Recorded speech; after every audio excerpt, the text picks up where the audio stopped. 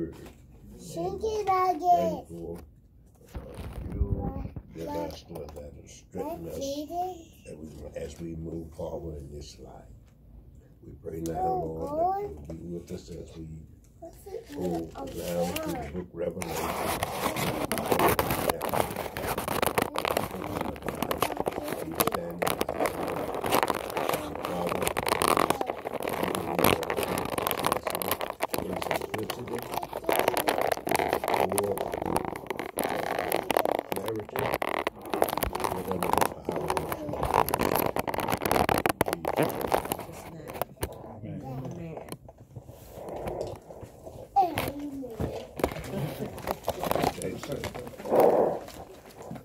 It takes him to bring these lessons forth in simplicity. Amen. Amen.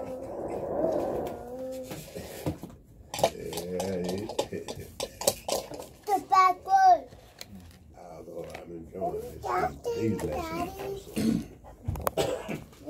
But there's so many when you're studying and with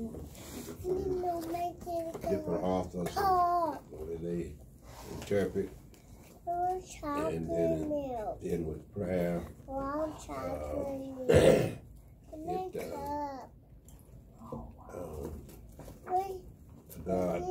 God shows us things that we never would know because he does this through prophets because of the time span.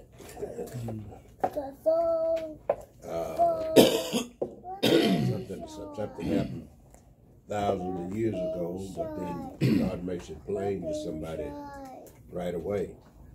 And I was reading something the other day that really blessed me. It said something about a prophet. It said a prophet lives in the spirit. And so when the Lord is speaking through us prophetically, you have to be in the spirit. Amen. To receive it. Amen. And to understand it. Amen. Because many times he makes things clear that happened years ago, or that will happen years to come. Yes. And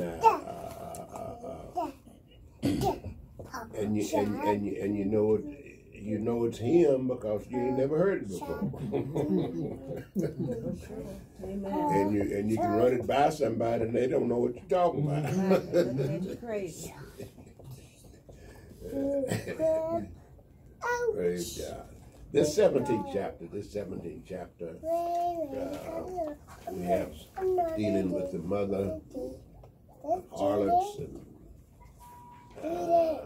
mothers of abomination.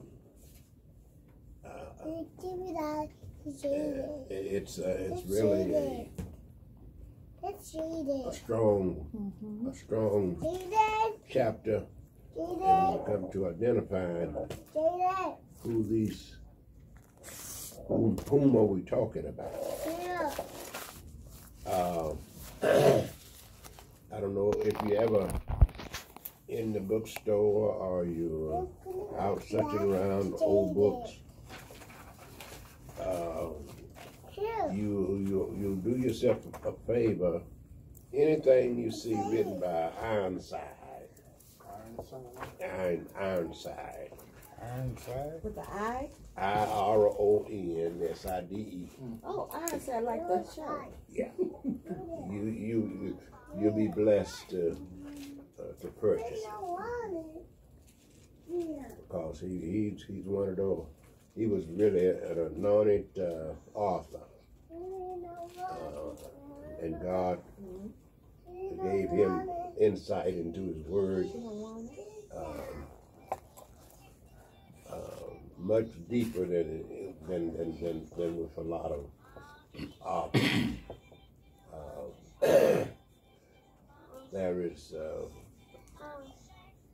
there are just some people that that God enables to see beneath the surface and can pull forth gems that the average one of us would miss. It just miss. It would mean nothing. But look at that thing and take it to heart. And so tonight I was going to bring forth the lesson from his perspective. But he takes it, but he goes in a sort of a roundabout way. But it really blessed me. It helped me with some understanding that I did not have. In this 17th chapter, it talks about the great whore. And there came one of the 7 angels, which had the 7 vials. Now this is, that comes up in the lesson, so we'll just wait till we get there. I am to address you tonight on a theme, the wonder of which grows upon me every time I speak of it, namely, the mystery of iniquity in its final form, Babylon the Great. Is that vast system of error, which is so like Christianity and so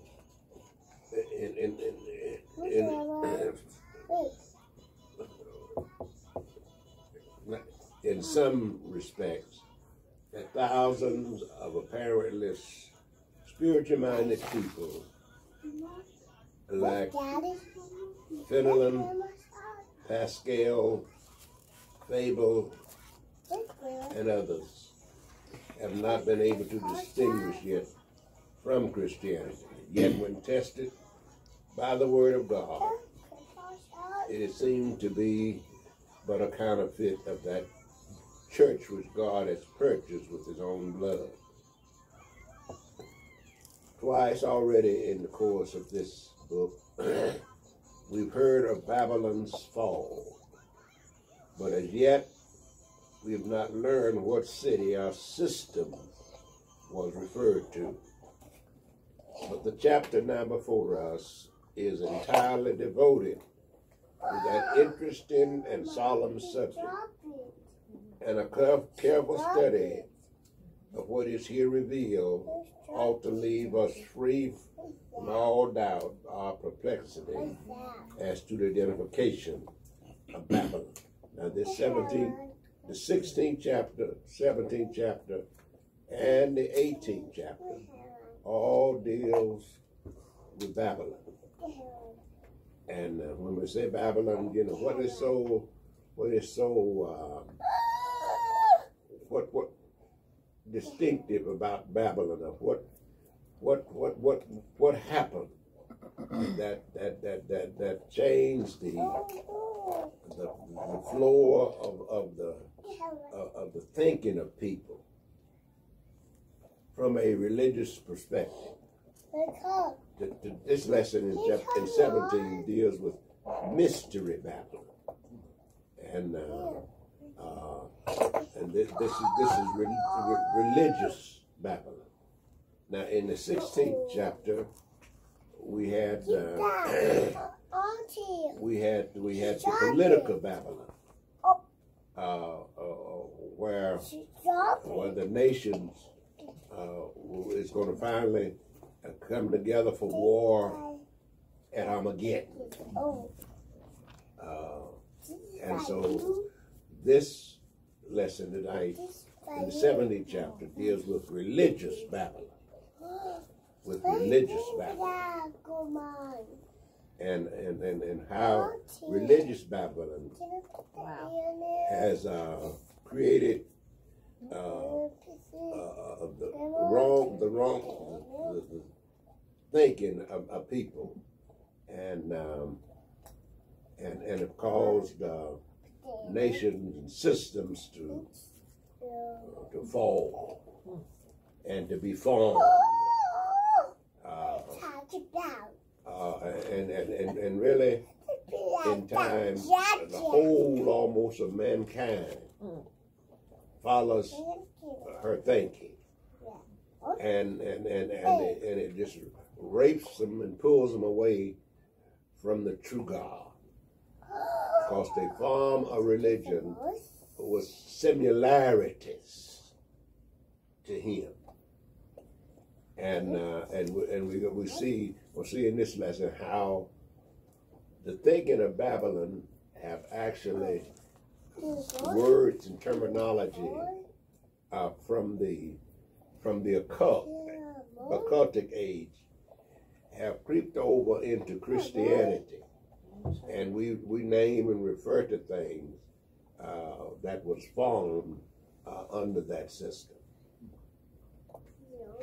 This chapter and the one that follows is another of the great parentheses of this book. Chronologically, the 19th chapter immediately follows chapter 16.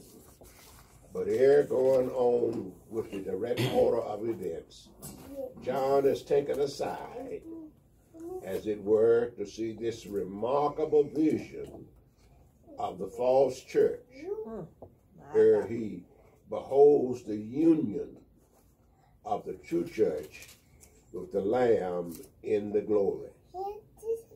I ask your careful attention to the apostles' own words as recorded in verses 1 through 6.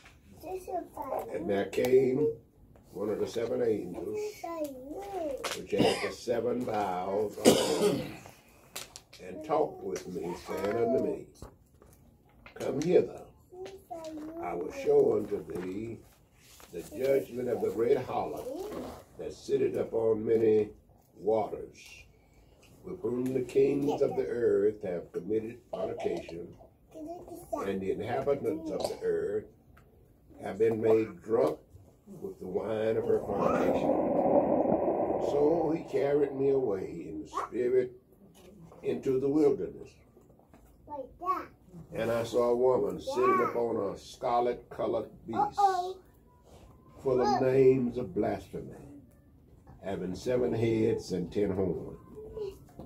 And the woman was arrayed in purple and scarlet color, and decked with gold and precious stones and pearls, having a golden cup in her hand full of abominations and filthiness of her fornication.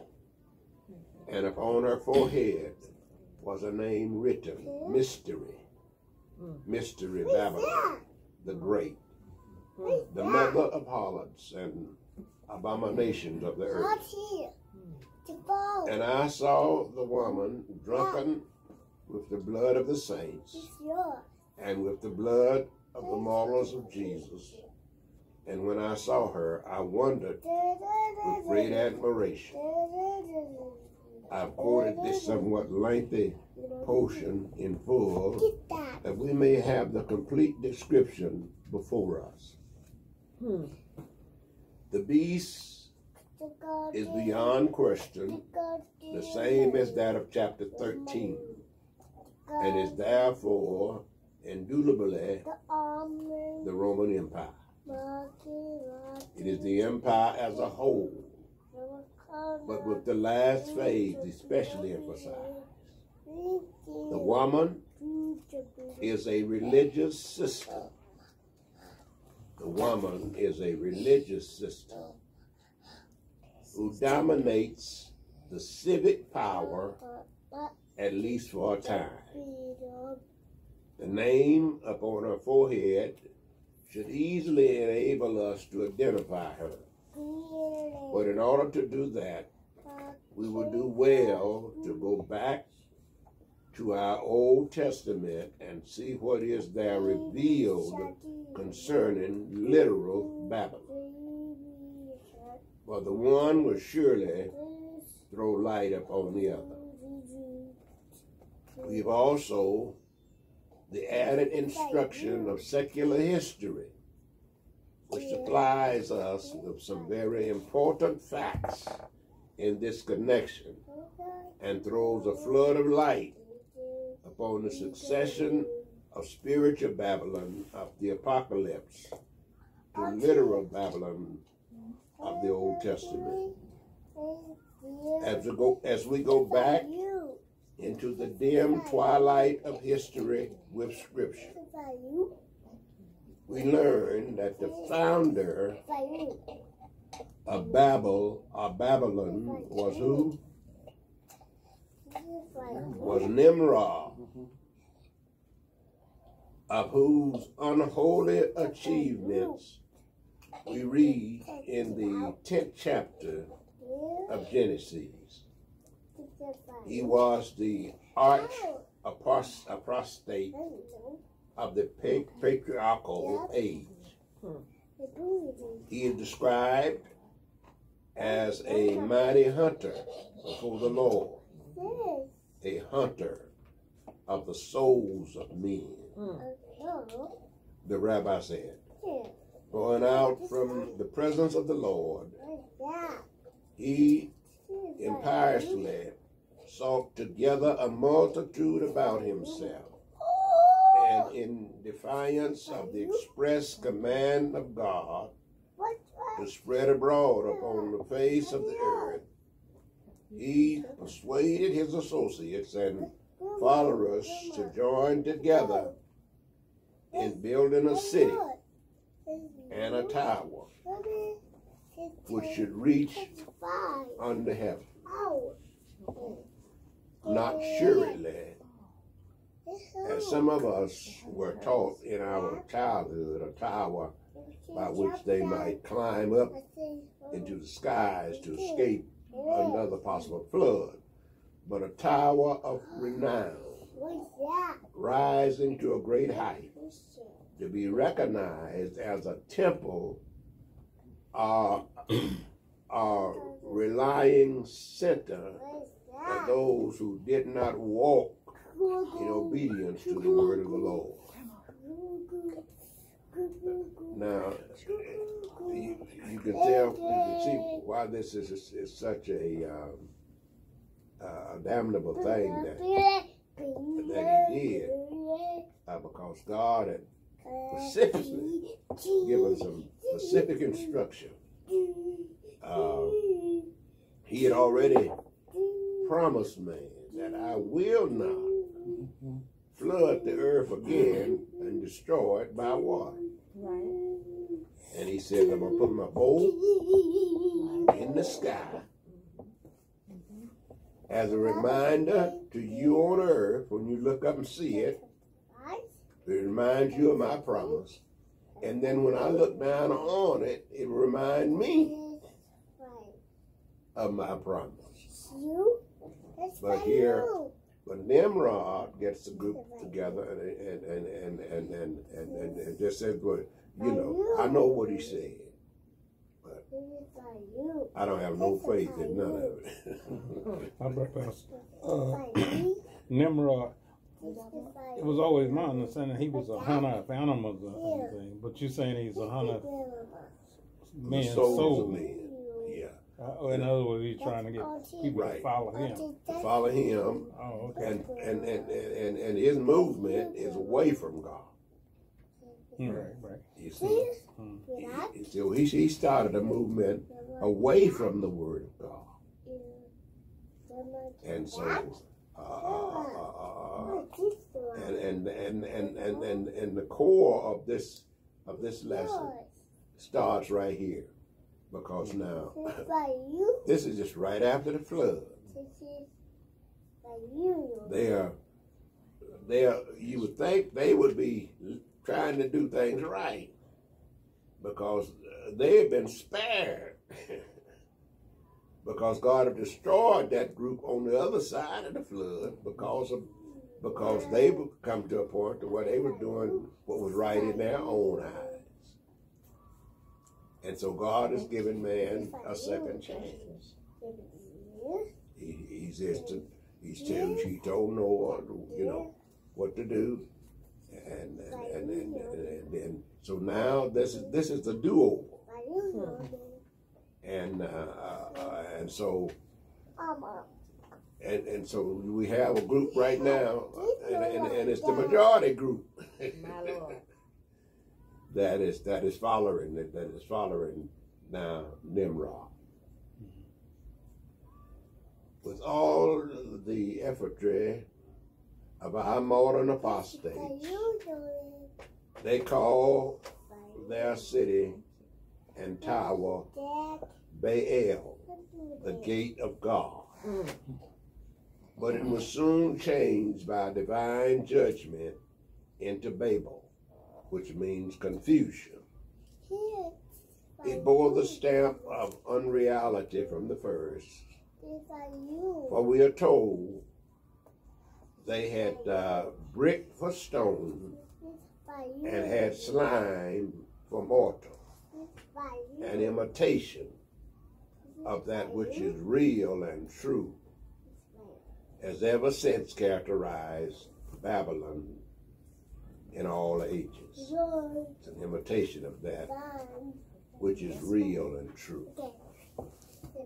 Nimrod, or Nimrod Bar Cush, as he is called on the monuments, was a grandson of Ham, the unworthy son of Noah, whose character is revealed in his exposure of his father's shame. We know that Noah had brought through the flood the revelation of the true God. For he was a preacher of righteousness, and his utterances on more than one occasion showed that he had the prophetic gift. Ham, on the other hand, seems to have been all too readily affected by the apostasy that brought on the flood. For he shows no evidence of self-judgment, but the very opposite. So Ham still had the spirit of those people on the other side of the flood. His father's preaching have not helped him any.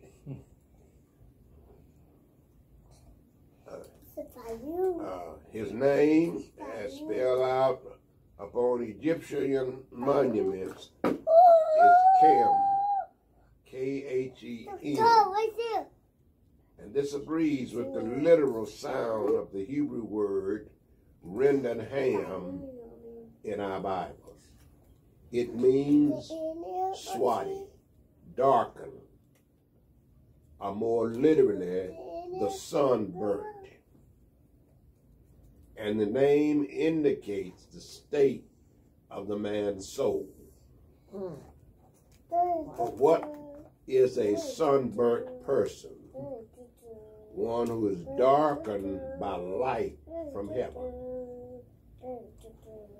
So this is where we refer to people that we were the black ones. Don't be telling them how that. Don't tell the white folks none of that. Don't tell white people that. Great day. That sounds terrible. Ham had been granted wonderful mercies. My goodness. He was saved from the flood because of his father's faith, but he abused his privileges and turned the grace of God into lasciviousness. Wow. He was actually darkened by the burning rays of the light that God caused to shine upon his soul.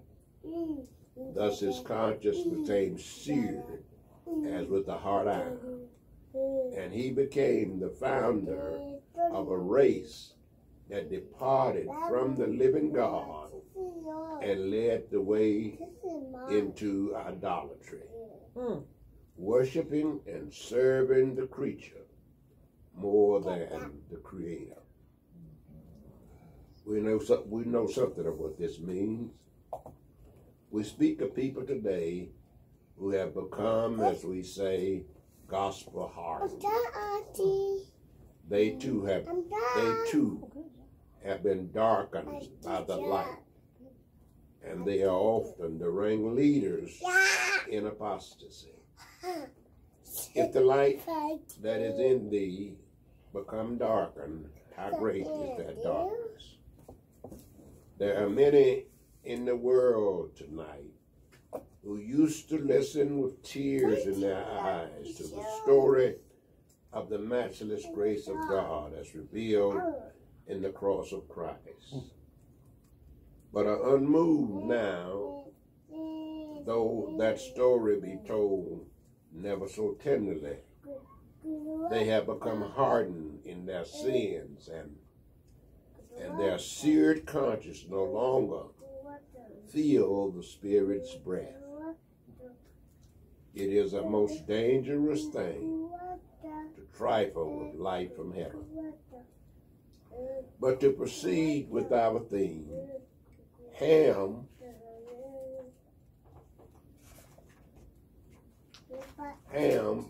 became darkened by the light. We know his failure and his sin, but when Noah had recovered himself and knew what his son had done unto him, he pronounced by the spirit of prophecy a curse upon Canaan, not on Ham. Do you wonder at that? I did, until I saw that God had already pronounced a blessing upon all the three sons of Noah, Shem, Ham, and Japheth.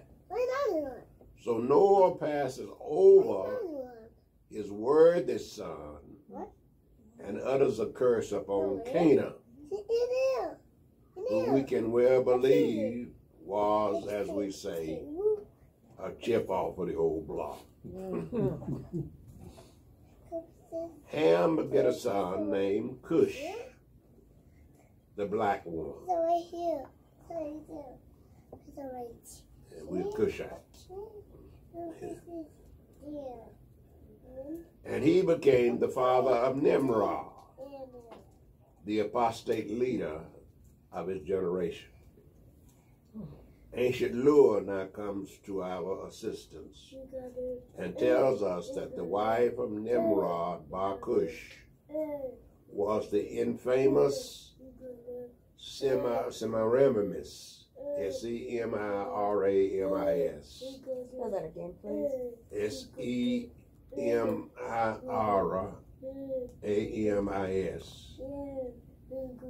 Semiramis. She was what? She was what? Semiramis, the first.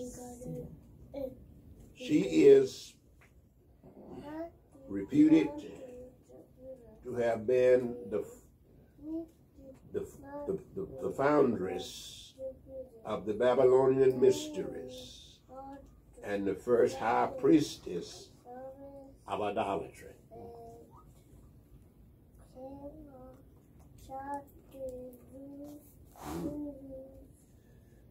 Thus Babylon became the fountainhead of idolatry and the mother of every heathen and pagan system in the world. The mystery religion that was there originated, spread in various forms throughout the whole earth. And as we shall see in a few minutes, it is with us today.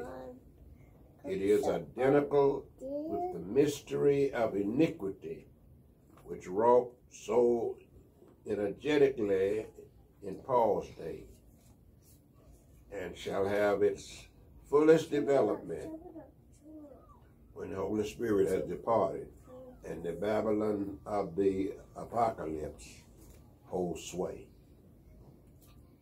Building on the medieval promise of the woman's seed who was to come, Semiramis bore a son whom she declared was miraculously conceived. And when she presented him to the people, he was hailed as the promised deliverer. This was Tammuz, whose worship Ezekiel protested against in the days of the captivity.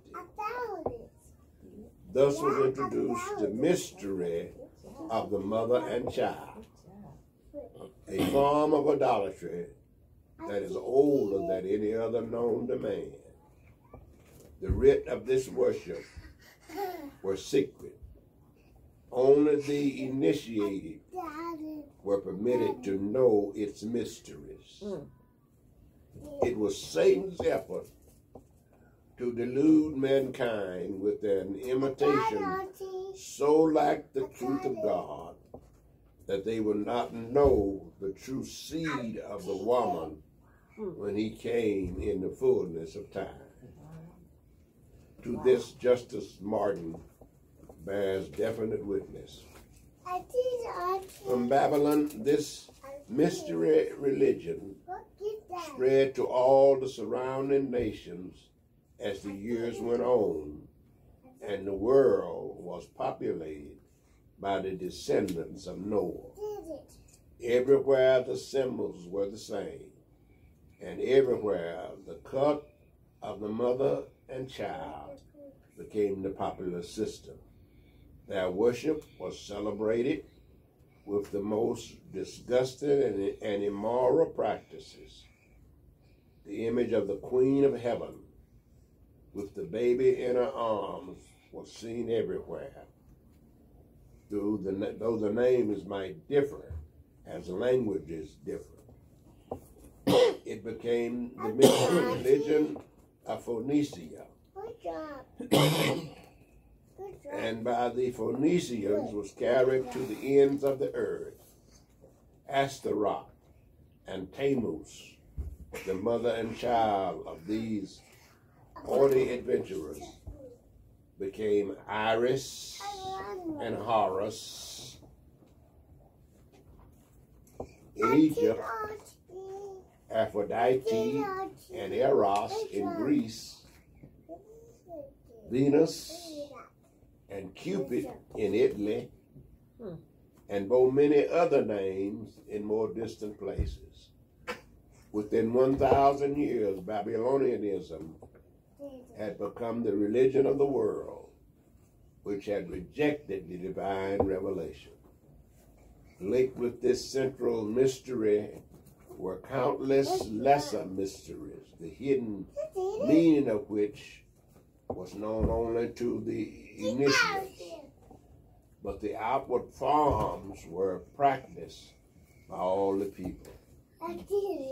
Among these were the doctrines of purgatory or purification after death. You heard of purgatory, where did that come from? Catholics. Well, Catholics got it from the Babylonians, from the earliest forms of Babylonianism. The Catholics picked it up. Salvation by countless sacraments, such as priestly absolutions, sprinkling with holy water, the offering of round cakes to the Queen of Heaven, as mentioned in the book of Jeremiah, dedication of virgins to the gods, which was literally sanctified prostitution, weeping for Tammuz for a period of 40 days prior to the great festival Ishtar, who was said to have received her son back from the dead, for it was taught that Tammuz was slain by a wild boar and afterwards brought back to life. To him the egg was sacred, as depicting the mystery of his resurrection, even as the evergreen was his chosen symbol and was set up in honor of his birth at the winter celebration. When a boar's head was eaten in memory of his conflict and your long burn with many mysterious observations. The sign of the cross was sacred to Tammuz as symbolizing the life-giving principle and as the first letter of his name. It is represented upon vast numbers of most ancient altars and temples, and did not, as many have supposed, originate with Christianity. From this mystery religion, the patriarch Abraham was separated by the divine call, because Abraham was right in the midst of this, in the 11th chapter of Genesis. He was down near Ur of Chaldees, where right at the heart, in the heart of this, and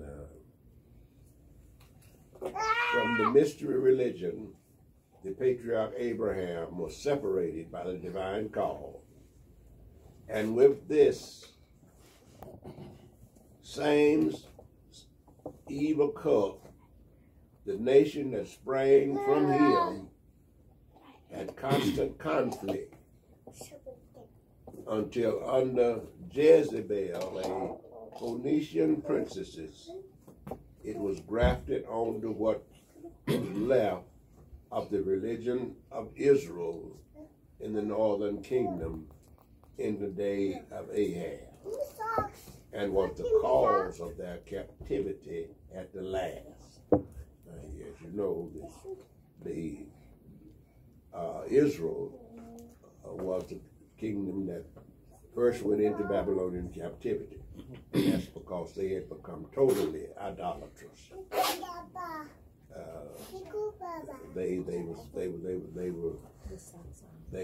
And they had also been warned that if they got to that point, God was going to send them into captivity. Scripture had told them that, but they became totally idolatrous and was the first one to go into captivity. Judah was polluted by it. Baal worship was but the Canaanitish form of the Babylonian mysteries, and only by being sent into captivity to Babylon itself did Judah become cured of a fondness for idolatry. When Judah went into captivity, what they learned was God hates idols, and they were cured of idolatry. Baal was the sun god, the life-giving one, identical with Tammuz. When Christ came into this world, the mystery of iniquity was everywhere holding sway, save where the truth of God as revealed in the Old Testament was known. Thus, when the early Christians set out upon the great task of carrying the gospel to the ends of the earth, they found themselves everywhere